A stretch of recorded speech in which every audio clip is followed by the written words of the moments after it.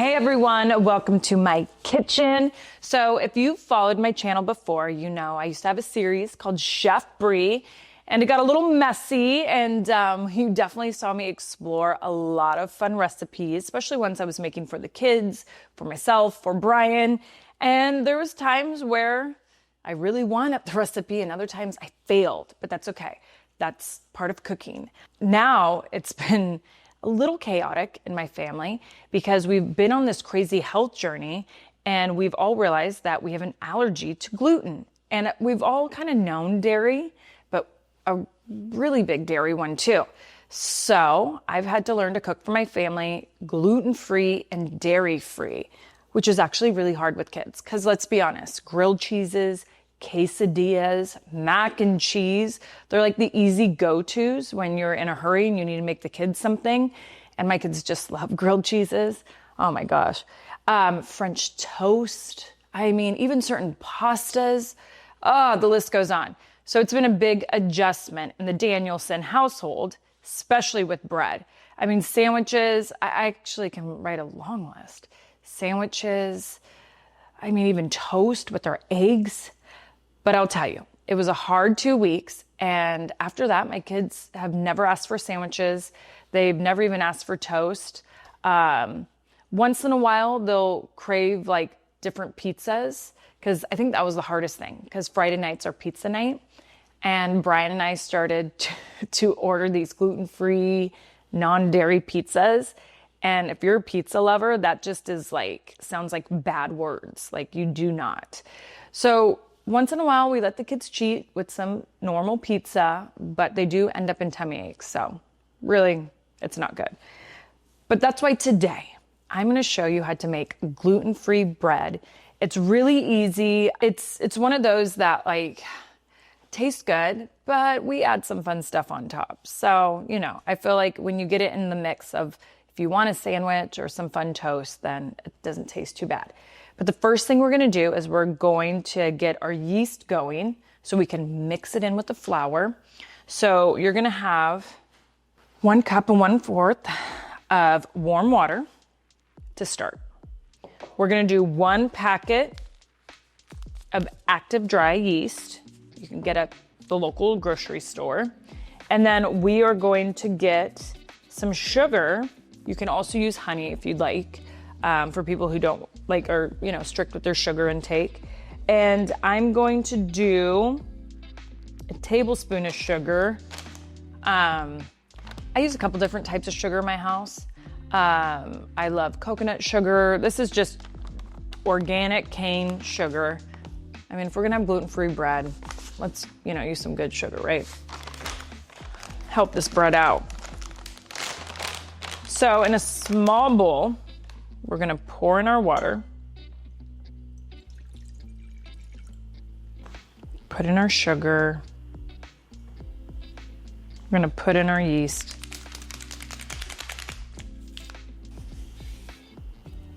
And then for about 5-10 minutes, we're gonna let that sit.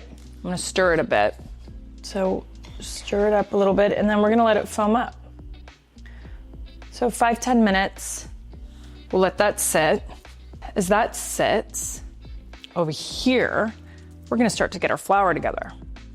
So you can get all-purpose baking gluten-free flour. Any store has it, honestly. And we're gonna do 2 cups of it. This is where it's gonna get a little messy, which is fun.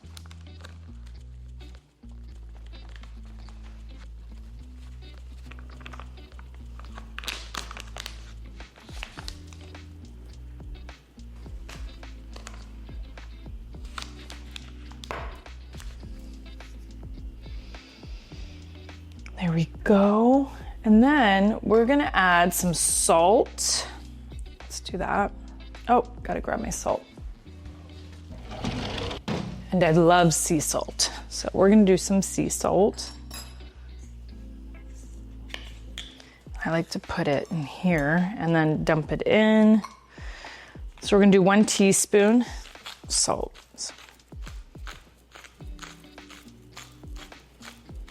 The difference between store-bought gluten-free bread and homemade is just really controlling the ingredients.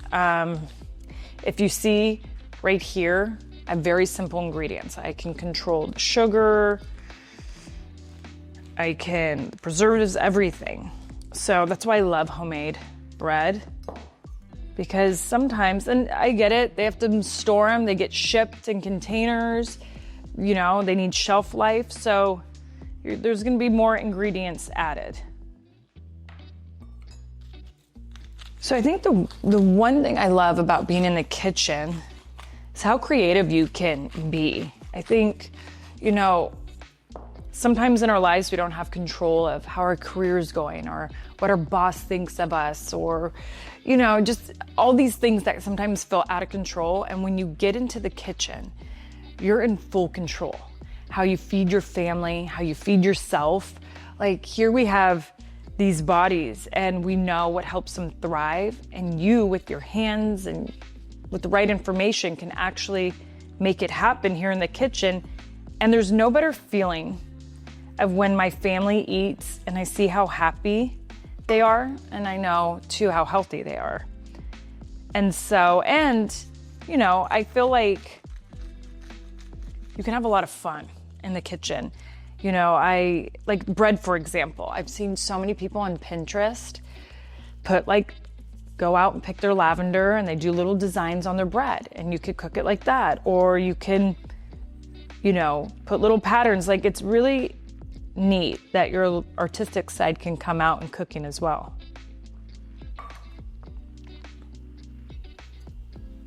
There we go. Cut some salt. Next, we are going to put in, I always say this wrong, you guys. Brie needs to go back to grammar school. Xanthan? Xanthan. Xanthan? Xanthan. Xanthan gum. I want to know who named this and their thought process, because that's really hard. For me, can we just put a Z in the front? Z-A-N, Zangum. There you go. That would be nice. Okay, so we're gonna add a little bit of that. We're gonna do 1 teaspoon of this as well, because my gluten-free baking powder did not have any in. I guess some will have it already in, and then you don't need to add any, but mine does not. So I need a teaspoon. So I don't know if you could see this, but you can already see the yeast foaming, which is what we want. Okay. Then we're gonna add some eggs and oil to our flour, and then we'll top it with our nice yeast. So let me grab the oil. We're gonna do 2 tablespoons of oil.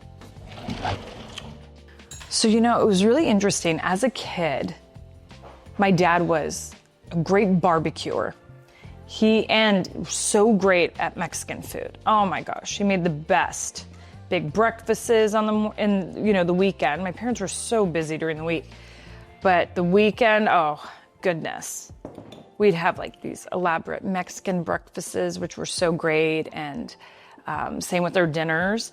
But my grandmother was like the chef. Like I swear, anytime you walked into my grandmother's house, it always smelled like something was cooking. And I really saw her love and passion for it. And it's kind of weird. It's kind of like I would see her be so happy when she'd see us all eating and just be like, this is so delicious. And I get that same joy now. But I really got into cooking in my 20s. And I think for me, it probably started when I started wrestling. And I was in Tampa, and you just were so exhausted by the end of the day to go anywhere. And I wanted to be really healthy. And Nikki and I just started to go buy salmon. Okay, how do you bake it? And making salads, like doing all these things. And it started to be really enjoyable. And her and I, we love putting a tablescape together. And now it's so cute. I see Birdie. So it was fun for us to set the table, put on some tunes, like candles, pour a little vino. Like we're all about ambiance. And I was like, wow. At home, not only can you make the food you want, but you can set your own ambiance. And granted, I do like to go out to dinner, but I started to realize in my 20s how much I loved being home. And then my sister and I really got into having people over a lot. We just started to almost have our own little like dinner parties because we loved cooking and setting the table, which in an episode, I'm gonna show you how much fun Birdie and I will have setting a table, because we'll get into it. Like Birdie just the other day had this tea party, and we had more fun setting the table, brewing the tea, making like little cute cucumber sandwiches. Like, that's the great thing about cooking, is it really brings everyone together. All right, now we have some eggs. So one is definitely from Tinkerbell. So we got a Tinky egg. And then this one, I'm gonna guess because of the side it was on. It's either Pearl, I think this one's Pearl, or it would have to be Princess. Princess or Pearl. Oh my gosh, you guys. And for some reason, when it's your own chicken eggs, you do not want to lose one. That was terrifying, but at the same time, very rewarding that I caught it. And that's what happens on my show. A lot of mistakes. Okay. Here we go. Now, man, talk about making the heart race. So as a family, we decided to go gluten-free because we got a bunch of testing done. And if you listen to Nikki and our podcast on the Nikki and Brie show, we were telling you how we did a big health journey with Hone Health and doing a lot of testing. And then I started to do some through my natural path. And especially with the kids, I really wanted to figure out with the kids, because also living in ag towns, I want to know how much pesticides are we inhaling, and what are, the different allergies, because everyone in my house, where our allergies can get really bad. So I did this testing with my natural path, and Emily Brown with Genetic Garden, and it was really interesting to see everything come up in all of our testing. And I thought to myself, obviously at my age, it was really important for me to do testing, because I just was like, in my 40s, I want it to be my best era. I want to feel the best. I want to go into my 50s just being like, I feel 30, But with the kids, it was so interesting, everything that came back. And Brian and I said, I noticed with my kids, they would get super bloated and they'd be just having tummy aches. And I was like, you guys, we can't do dairy. Mommy can't do dairy. I never thought gluten for some reason. Times I did, but I'm like, oh, kids can handle it. But Brian and I were just like, okay, we dedicated ourselves to making our family the healthiest. So we got the testing back, so we have to go full force. And now I'm really lucky, and I'm gonna have Emily come on this series, because Emily really helped us, by sending us recipes, saying how to slowly eliminate things without kids feeling like, their lives just turned upside down. And honestly, it's helped so much.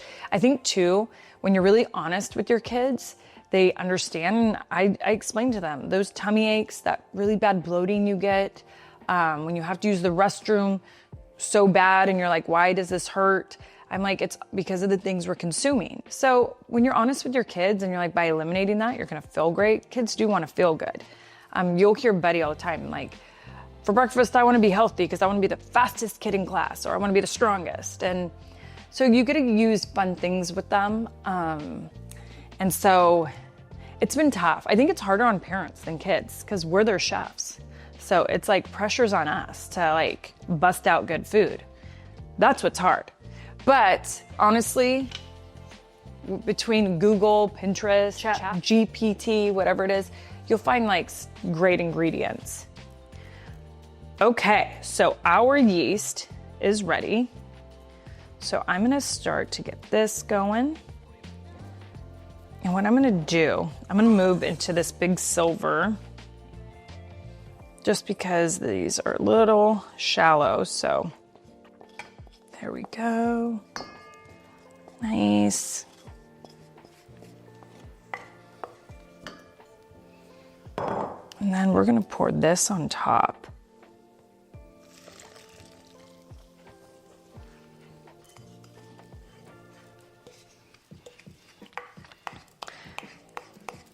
But something I do recommend is if you notice your kids are having really bad tummy aches a lot or extreme bloating at different times, I would do, the testing isn't blood for kids. It's all through hair samples and saliva. And we found out, I mean, Buddy, we found out was bit by a tick and was carrying a certain toxin in his body from a tick that he's been detoxing the last couple months. We found, and you know, we go hiking all the time, and the area we go has ticks, and it must have, you know, the tick must have fallen off, so we never saw it. But super interesting, and even with, like we found things with Birdie. I mean, I'll bring Emily on so we can really dive into all that because it was super interesting. And I thought, you know what? I think the greatest gift we can give our children is good health. So they can take that with them. I mean, I'll be honest, and it's only because my parents were super busy, but I ate a lot of fast food as a kid. And I mean, I had a hardworking mom and dad, full time. I mean, they had 3 kids who were in competitive sports, going from school. It's, you know, fast food makes it easy on busy families. But I really kicked that in my 20s. I was like, I'm never gonna eat fast food again. And I haven't. And my kids don't know what fast food is. I know that's crazy. You might think it sounds bougie, but it's not. I was like, I am not gonna let them know about fast food. And I have been blessed that they don't ask at all. But I thought that's a gift I could give them, where they don't crave bad things. Like even my kids don't know what soda is, and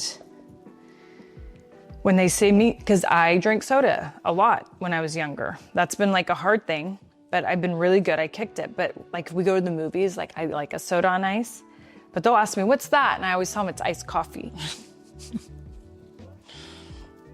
And like, obviously, if they ever came across it, would I let them try it if they really want to? Absolutely. But I'll also let them know what's in it and how bad it is.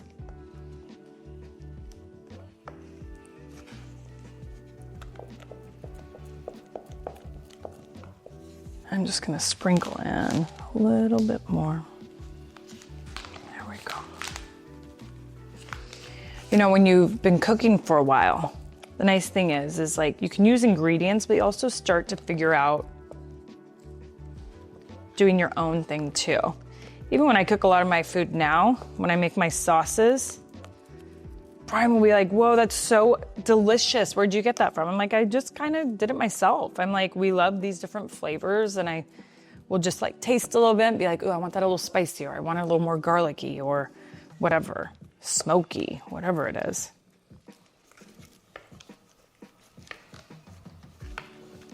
A little bit more.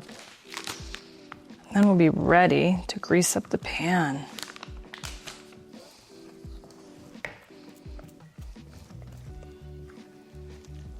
And then what we're gonna do is we're gonna grease up a 9x5 inch pan, and we are going to put in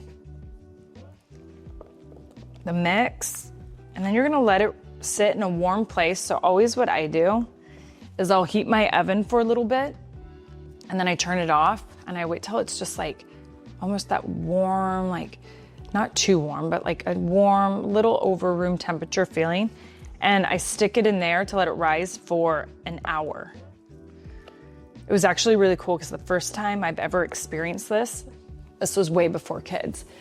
Brian was, we were at his house in Aberdeen, and he had his fireplace on, and he would let it rise right on top of the fireplace, like how he would set it.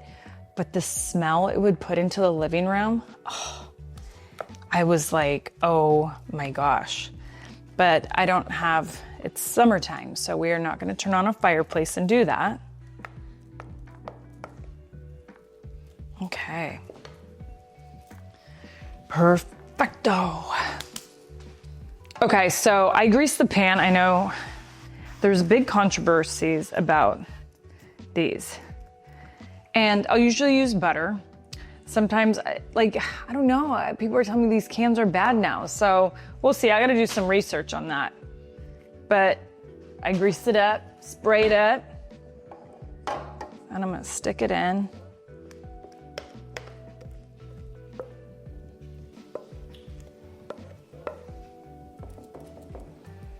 So I always have my oven warm. So it's the best place, I think. Now I don't have it on so it cooks, but I make sure that's like gets hot, and then I make sure it's like a little above room temperature, and I'll sit it in there for an hour so it'll rise really nice. And then I put it in the oven for 35 to 40 minutes. You kind of fill it out at 375. But I'm gonna show you a little movie magic because I didn't want you guys to sit here with me for 2 hours. I don't wanna waste anyone's time. I actually made one earlier. So I am gonna cook this too in the oven, but I did the exact same thing. And this baby came out. That's right. A nice gluten-free loaf of bread. It's really soft. And so perfect to slice up. I can do little sandwiches if I want to even do, you know, toast or a vegan grilled cheese. I know that sounds crazy, but it's really good. And even whatever, French toast, we have bread. So my kids don't feel like they're completely missing out in life. Okay, so the bread is nice and warm, so we're gonna slice it up. Ooh, look at that, so yummy. I have some vegan butter, some honey and sea salt. No judging. I'm gonna do a little butter first. See, we don't miss out that much. Okay. Oh my gosh, you guys, I'm obsessed with honey. So I make the kids, so every Saturday morning is pancake morning. That's when we get pancakes. And we do gluten-free, and the kids love maple syrup, but I love honey on my pancakes. They think I'm so weird. I got that from my mom. With a little sea salt on top, are you kidding? Oh my gosh, let's see.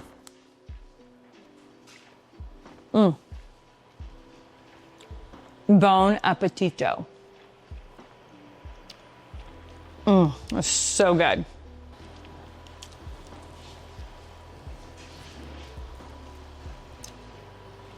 Perfect, perfect, perfect. A little more honey. A little more sea salt on this side. Oh my gosh. Okay, not bad. Everyone go try it. I challenge you. Gluten-free. It almost feels like you're being healthy.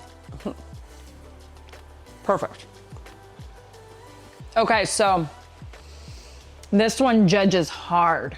This is my judger. No, here, this one's for you. Oh, you want butter? I did some butter. No? I was gonna do butter and sea salt for you. Butter. And sea salt? No sea salt. Okay. And you can try without. Mommy put honey on hers. Yummy. It's good, right? You want some, bud? Would you like some butter on it? Yeah. You want some sea salt? Right here isn't the yummy just. Yeah. Right, let's look. We've had to adjust, huh, since we've been gluten-free. Has it been hard for you guys to go, oh, look at, I got another, ugh, it's a big deal when you get a thumbs up from Buddy and Bird. Has it been hard for you guys to go gluten-free? Yeah. Oh my God. It's in the middle. Wait, how did it go from 2 thumbs up to you're giving me now this one and you're giving me this one? I'm giving you in the middle. What did I say? They judge hard. Don't ever put them on a cooking show because they'll judge everyone hard. This is where the adjustment is. To me, this is great, but I know what it is, right? For the kids, it's tough what they were used to, but we've been getting used to this, right? If you don't like it so much, you keep eating it. I think you do. Who wants to try it with honey on top?